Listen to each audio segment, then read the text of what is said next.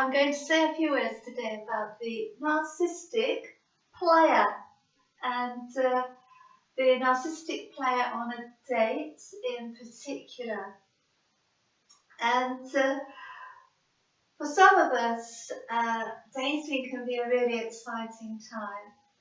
And it can be a time also when we often forget to keep our conscious awareness with us when we're out on a date with other people, and our ability to be objective in the situation. And when we are dealing with people who are very narcissistic or potentially are so, it's particularly important that we do maintain objectivity, which means that we distance ourselves to a degree so that we can focus our conscious awareness on who this person may be potentially. And so, when we have a strong sense of self, it is often easier to have safer and more successful relationships because we remain conscious throughout every situation and dynamic, because it has become a habit with us. And a narcissistic individual on a date often present themselves in a slightly different way than other people, because they often present a very effusive manner, and it can look and feel sometimes as if it's over the top and not natural, because they often present with a very charming persona and one that is apparently very enamored with you. So they often present with a lot of flattery and charm, which is a distraction, so that we don't look too closely at them, but we buy the presentation, we buy the act, as it was. And so it's very good idea to go very slowly in this interaction and make a note afterwards in our relationship log or diary, or your journal anywhere, of the specific behaviour that happens. And whilst we are in that situation, to remain very conscious of what is happening and to make a mental note, so that when we stay grounded in that way, we are less likely to get carried away on the tide of this flattery and seduction, because our consciousness is focused and grounded in the here and now, and not in a fairy tale scenario or whatever, so that we remain fully conscious of what is happening in the moment, and we remember to take note of that. And so in that way, we're not carried away on this blizzard of attention that we may be getting from this other person, which may be a behaviour that is meant to sweep us up in a romantic high, so that we get swept along by it. And so maintaining conscious awareness is one of our most important tools to have in our safe relationship toolbox, so that we get used to using it on our dating scenarios and in our relationships in general, so that it becomes habitual and we get used to maintaining a safe relationship mindset at all times. So not being swept away by someone else's behaviour or their words is a really good skill to foster and to train ourselves in, so that we can maintain an objective standpoint with this individual until we are sure that we can trust them. And trust is generally earned from this other person. We don't hand over our trust just like that to anybody. So that we know that over time, through their behaviour, we know that this person is trustworthy. So there's a few points there.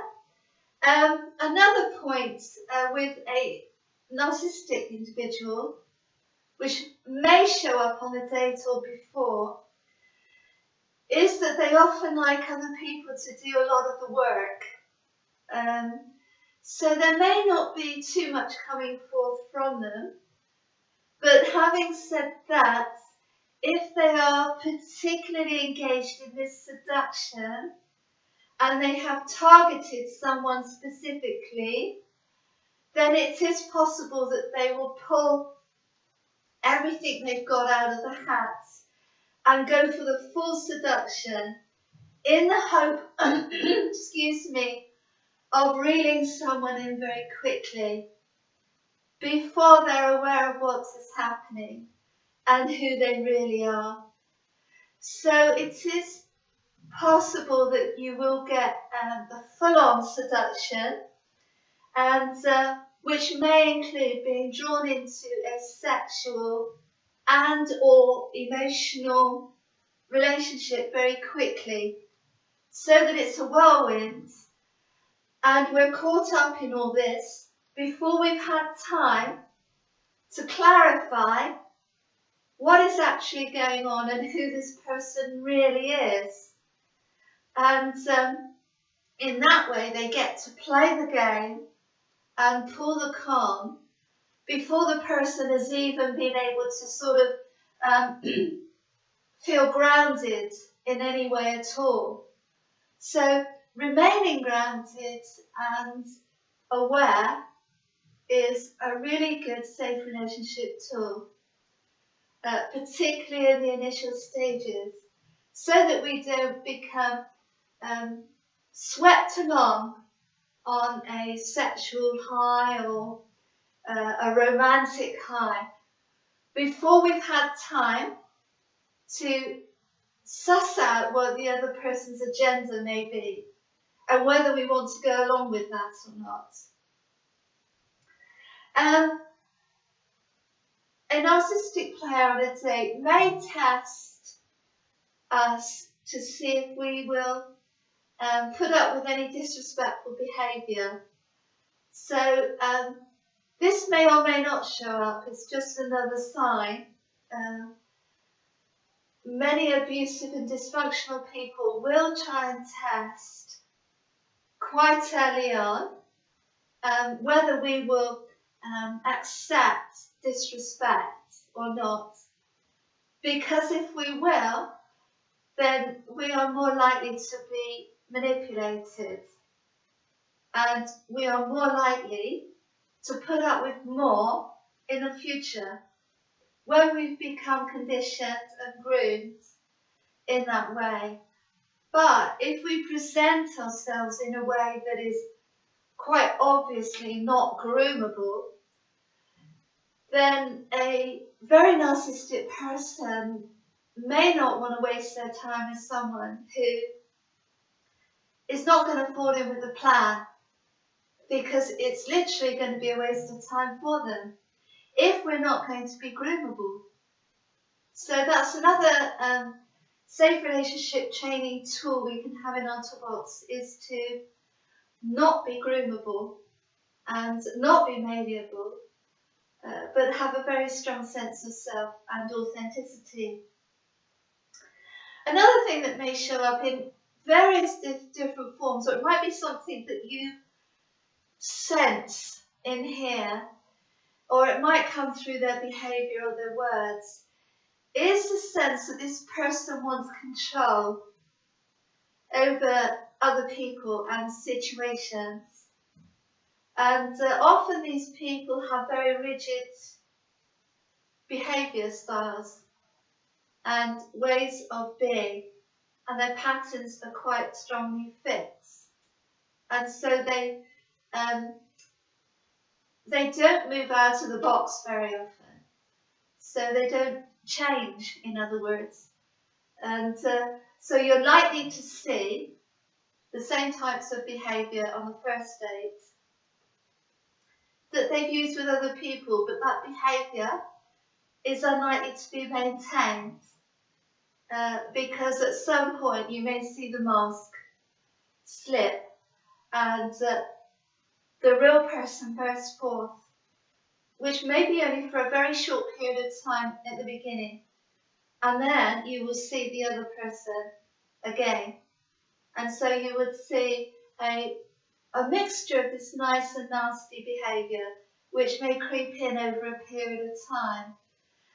But initially, in this first dating scenario, it's quite likely that they will be quite effusive and over the top and very enthusiastic about you in order to draw you in and to see what is on offer and what they can get away with, and just suss you out really to see what the future may hold as far as their agenda is concerned. So I hope that's of help, and as always, stay safe and very happy. Bye bye.